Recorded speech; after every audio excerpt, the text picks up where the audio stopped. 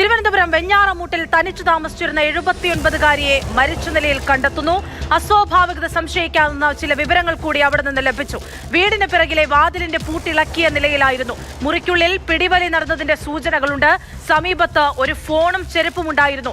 ഇങ്ങനെ തുമ്പ് തേടിപ്പോയ പോലീസാണ് ഒരു പോത്തൻകോട് സ്വദേശിയിലേക്ക് എത്തിയിരിക്കുന്നത്. അയാൾ കസ്റ്റഡിയിലാണെന്ന വിവരമാണ് ഏറ്റവും ഒടുവിലായി പുറത്തുവരുന്നത്.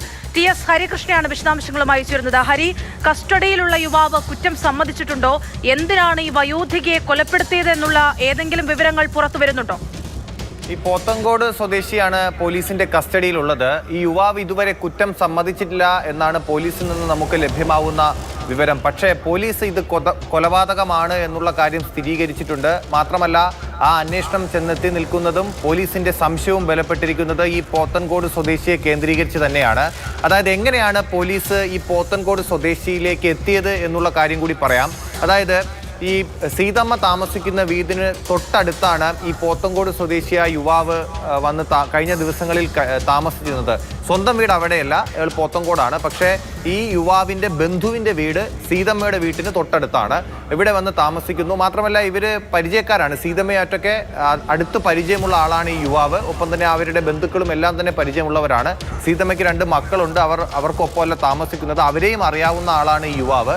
കഴിഞ്ഞ ദിവസം സീതമ്മയുടെ വീട്ടിലെത്തി യുവാവ് പറയുന്നു, പോത്തൻകോടുള്ള തൻ്റെ വീട്ടിൽ ചില പ്രശ്നങ്ങളുണ്ട്, അത് പരിഹരിക്കുന്നതിന് വേണ്ടിയിട്ട് സീതമ്മയുടെ മകനെ കൂടെ അയക്കണമെന്ന് പറയുന്നു. അങ്ങനെ സീതമ്മ അവരുടെ മകനെ കൂടി വിളിച്ചു വരുത്തി ഈ യുവാവിനൊപ്പം വിടുന്നു. അതിനുശേഷം പോത്തൻകോട് എത്തി ആ പ്രശ്നങ്ങൾ പരിഹരിച്ചു എന്നാണ് അറിയുന്നത്.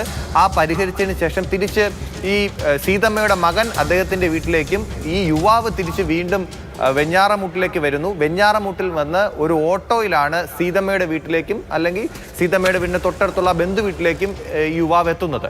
അതിനുശേഷം ഇന്ന് രാവിലെയാണ് ഈ കൊലപാതകം പുറത്തറിയുന്നത്. അതായത് സീതമ്മയുടെ വീട്ടിലേക്ക് കുറച്ച് അവിടെ ജോലിക്കാരെത്തുന്നു. ജോലിക്കാരെത്തുമ്പോൾ വീടിൻ്റെ വാതിൽ തുറന്നു കിടക്കുന്നുണ്ടായിരുന്നു. സീതമ്മയെ വിളിക്കുന്നു, പക്ഷെ അവർ വിളി കേൾക്കുന്നില്ല. അങ്ങനെ സംശയം തോന്നി അകത്ത് കയറി നോക്കിയപ്പോഴാണ് കട്ടിലിൽ മരിച്ച നിലയിൽ സീതമ്മയെ കണ്ടെത്തുന്നത്.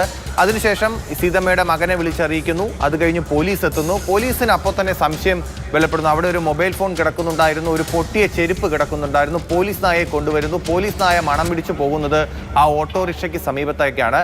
ആ ഓട്ടോറിക്ഷയിലാണ് ഈ യുവാവ് കഴിഞ്ഞ ദിവസം അവിടെ എത്തിയത് എന്നുള്ള കാര്യം കൂടി പോലീസ് അറിയുന്നു. അതിനുശേഷമാണ് യുവാവിന് 1-ലേറെ ഫോണുകൾ ഉണ്ടായിരുന്നു എന്നുള്ള വിവരം കൂടി പോലീസ് അറിഞ്ഞിട്ടുണ്ട്. അങ്ങനെ അന്വേഷിച്ചപ്പോഴാണ് ഈ മരണം നടന്ന വീടിന്, സീതമ്മയുടെ വീട്ടിന് തൊട്ടടുത്ത വീട്ടിൽ തന്നെ യുവാവ് ഉണ്ടായിരുന്നു. പക്ഷേ ഈ മരണം നടന്ന സമയത്തോ അതുമായി ബന്ധപ്പെട്ട് ഇത്രയും പ്രശ്നങ്ങൾ അവിടെ ഉണ്ടായപ്പോഴോ യുവാവ് അവിടെ വന്നില്ല എന്നുള്ള കാര്യങ്ങളൊക്കെ പോലീസ് ശ്രദ്ധിക്കുന്നുണ്ടായിരുന്നു. അവരുടെ സംശയം കൂടുതൽ ബലപ്പെടുത്തുകയും ചെയ്തു. അങ്ങനെയാണ് ഈ യുവാവിനെ പോലീസ് കസ്റ്റഡിയിൽ എടുത്തിരിക്കുന്നത്. ഇത്രയും നേരം ചോദ്യം ചെയ്തുകൊണ്ടിരിക്കുകയാണ്. പക്ഷേ ഇതുവരെ ആ യുവാവ് കുറ്റം സമ്മതിച്ചിട്ടില്ല. പക്ഷേ പോലീസ് ബലമായി സംശയിക്കുന്നു ഇതൊരു കൊലപാതകമാണെന്നും ആ കൊലപാതകത്തിന് പിന്നിൽ ഈ യുവാവാണ് എന്നുള്ള കാര്യം പോലീസ് സംശയിക്കുന്നുണ്ട്.